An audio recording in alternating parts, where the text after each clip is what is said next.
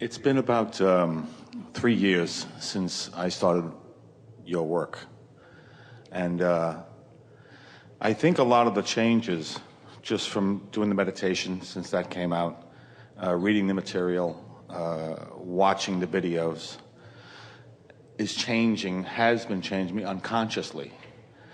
Well, your frequency is adjusting. You're finding resonance with who you really are, and that means everything has to change. When your point of attraction changes, everything changes. Well, it appears that if I remember you saying in one of the seminars that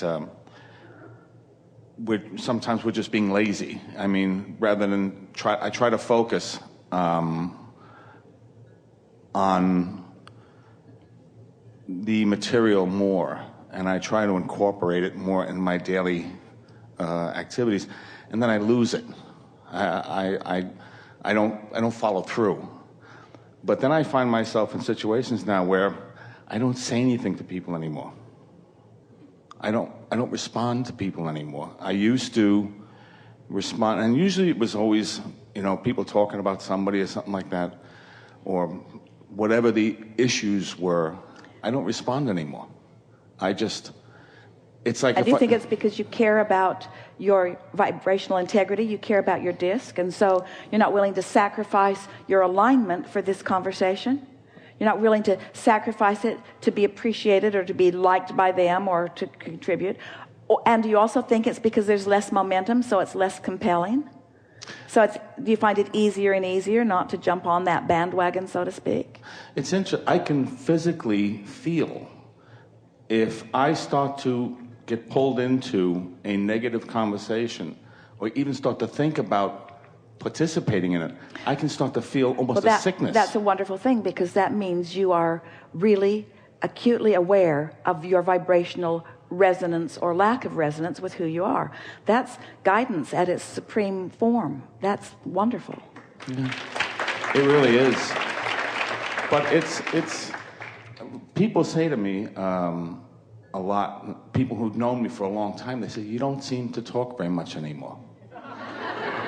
And I used to really get caught, especially politics and all this. I don't pay attention to any of it anymore. This is really a wonderful conversation to have here, because that means on the lower discs, first of all, there are more people to talk to. And what you actually said, we think it would be true of most everyone. Esther could say it of herself also. I've practiced longer the conversations and the momentum on the problems than I have the solutions. And so that's why you're wanting to find more words to describe this. You're wanting more words to describe that higher vibration, because that momentum will take you into those kinds of places. Poets find the words. Musicians and lyricists and people who write books. In other words, there are all kinds of people who tap in at that level, and they find plenty of things to say. You see, so it's just a matter of practicing it more. Well, I find that if I don't have any words of encouragement, I don't have anything to say. Well, that's a wonderful thing. At the last seminar in Philadelphia, at the end, the woman in the hot seat was really making this point. She was talking about maybe we don't need words. And we are not encouraging you to become silent, but we are encouraging you to be silent if your momentum is negative. And we are encouraging you to really chat it up when your momentum is positive. Don't you just love being with a child who is just so full of himself or herself that they just can't stop talking? Everything is just so exciting. Everything is just so brilliant and beautiful. They just want to talk about it all the time. They never want to stop talking about just how wonderful this is and how wonderful that is. And getting that sort of momentum going feels very, very good. It does. We're not encouraging silence, but sometimes a feeling of love and appreciation. Sometimes you just can't find enough words. Words aren't big enough to express the way you feel.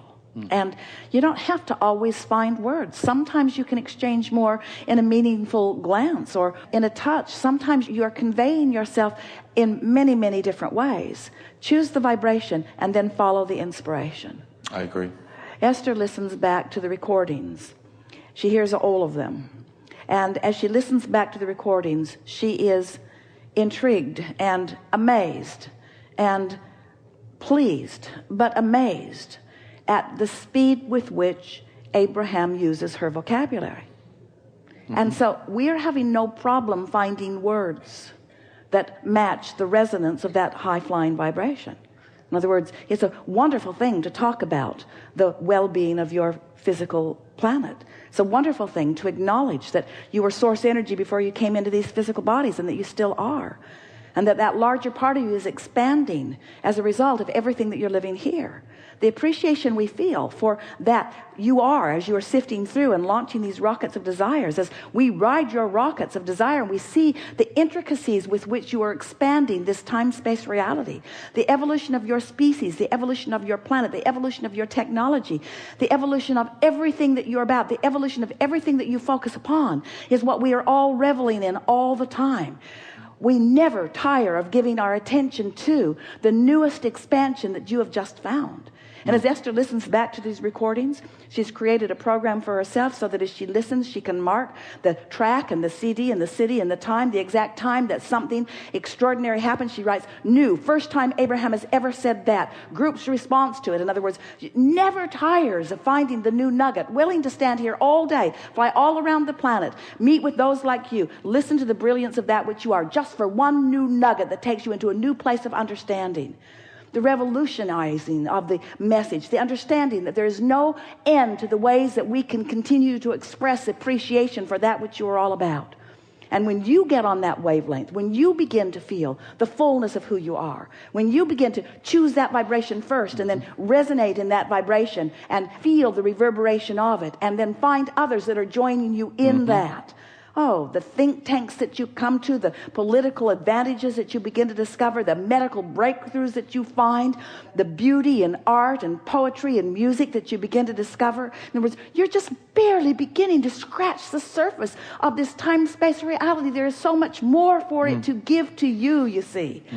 And as you relax into the knowledge that it is infinite and that it is never ending, and that it's not going away from you, and that you cannot go away from it, but that you have the ability to tune yourself into a frequency that will give some of it to you now and now and now and now and now, because now is all you have, isn't it? Right here, right now. That's where you are. That's where you are in conjunction, in relationship to who you really are. So when you deliberately, not lazily, but specifically choose a frequency just for the sake of choosing it, and then you hold your mind in that positive feeling place just long enough to feel the momentum get going, we're here to tell you that there is no end to that positive momentum. And you all know that at such levels of your being that that's why you get sick to your stomach when you choose a vibration that is not worthy of who you are. We think this is a really good time for a segment of refreshment. Thank you so much.